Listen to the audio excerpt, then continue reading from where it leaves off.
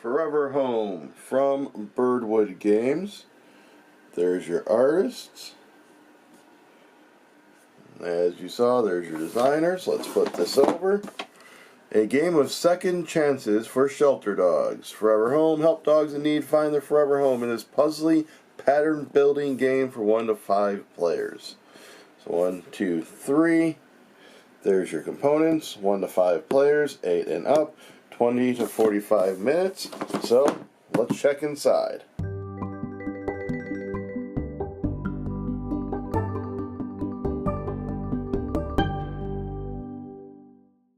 Alright, so let's get this open. We're going to start with the rule book. Rules of play. You have your components. You have your overview. Here goes your setup.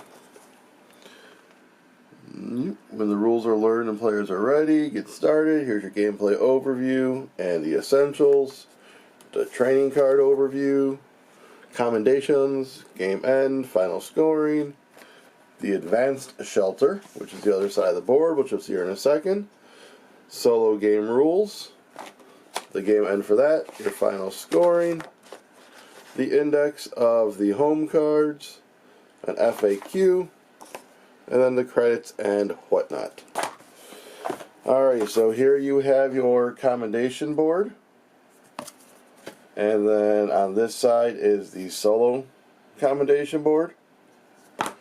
And you have your city boards. There's 5 of them. So you have your basic city board. Or training board, I should say. Not city board. I was looking at the city up there. Your training boards, your shelter boards. There's all of that. That shows your actions per turn, which I'll go into when I do the teach here in a minute. And here you have the little wood dog meeple figures. These go on the commendation board. There's that, and then that cube is for the solo play. We have city cards. We have trick cards. And we have the solo cards. We have a bag full of tokens, which is, there we go. So a bag full of your dog tokens, and a rule book. So let's get these rehome cards open. So it's a foster home. On the other side shows foster home, and then this is the scoring condition. The suburbs. So you're going to be choosing one from each type of rehome, between the suburbs, the countryside, the foster home, and the city. There's all those. You then have a massive deck of trick cards. So let's just try and go through these really quick. I really enjoy the art and the fact that they use so many different illustrations of the dogs. It's not reused a bunch, if at all. I honestly haven't looked at all the cards to see if they reuse some, but there is enough variety that, look, he's got the treats on his nose, that it's not as noticeable right away. Plus, it's really good drawings. Also, I guess they do reuse it there, but then they add another dog. But still really cool in the fact that, you know, they just do change it to kind of signify the extra dogs that are needed. Because like this only needs 1 dog, so they only show 1 dog. This needs 2 dogs, so they show 2 dogs. So almost to the end of the tricks, and then we can get into showing you how it plays. I'm not going to show you the solo cards. I do plan on doing a solo play of this, so you can watch that solo play to see how those go. Alright, stick around and figure out how to play this. Alright, here I am showing you the example setup for a 2 or 3 player game. First thing you're going to do is you're going to place the commendation board out up top. You're going to randomly put 1 of each dog meeple on here. Then keep them in their 4 categories. You're going to shuffle up the rehome cards, or the home cards. Select 1 of each, place them face up. Typically they'll go above the commendation board. I have them here just for space constraints. Next, we are going to shuffle up all the training cards and make a display based on player count. In a 2 and 3 player game, it's 4 cards. In a 4 and 5 player game, it's 5 cards. We're going to place all the dog tokens in the bag, shake them up, and then make a display of dog tokens again. 4 in a 2 and 3 player game, and 5 in a 4 and 5 player game. So they'll match how many cards you have out as well. All of this is also covered right here on the bottom of the commendation board. You'll see 2 player, 1 player, 4 player, 1 player, or it's probably like 2 and 3, 4 and 5 type of thing. Although the slash would make you think it's 1 player.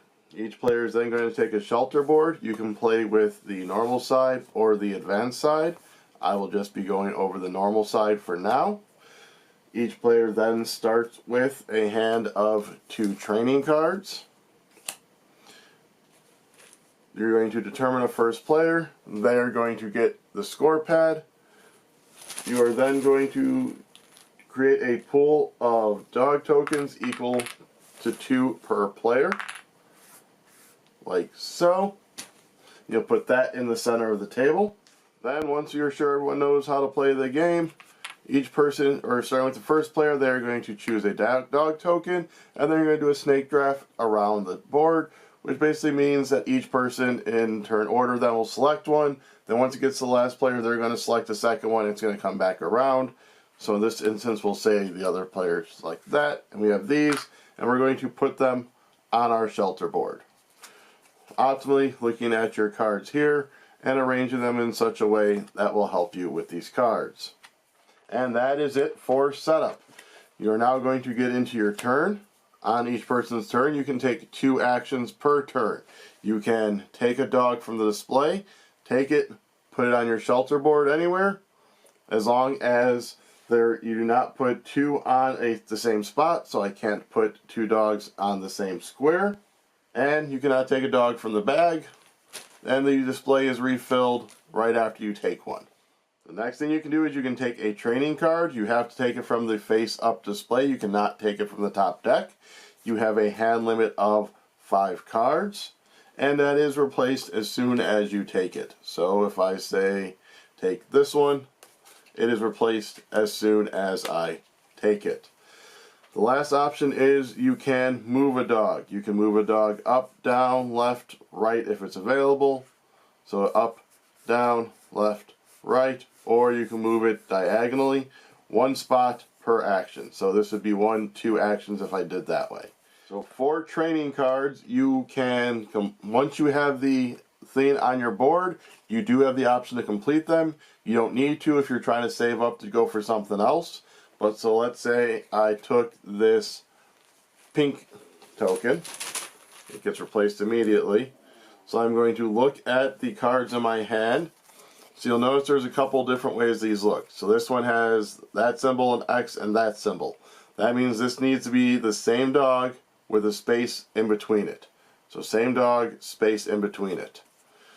This would be 2 of one type and 2 of another type with nothing in those spaces. This would be 3 of one type. So we have gotten this one. What you're going to then do is you're going to look up here, and that's how many of the tokens that are part of this shape can get rehomed. So in this instance, both of them. So I'm going to take them, and I am going to put them in one of the homes. We're going to look at the cards to see how they want to be scored. So the city wants all different dogs, so you have to put different dog types in the city. I can't put both of these in the city.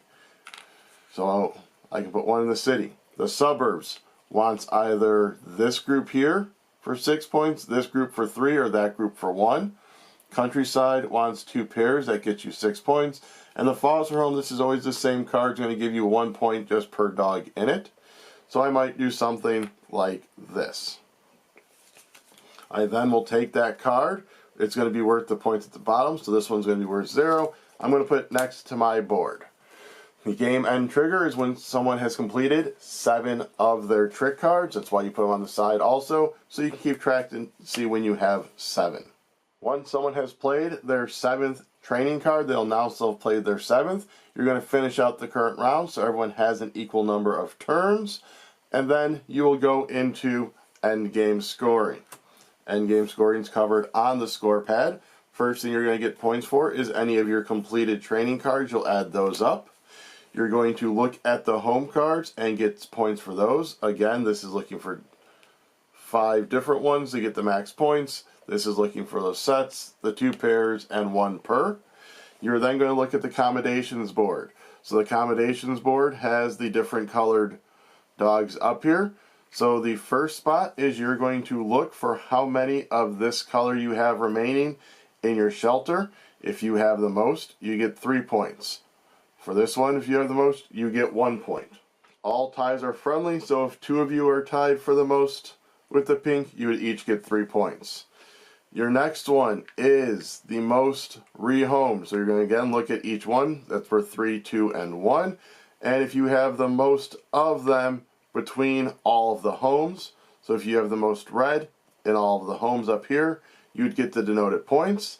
And then your final one is the most of a dog in the different houses. So if I have a green here and a green here, I would have 2 for this one. However, if both greens were there, this would only be 1 because it's only in one of the homes.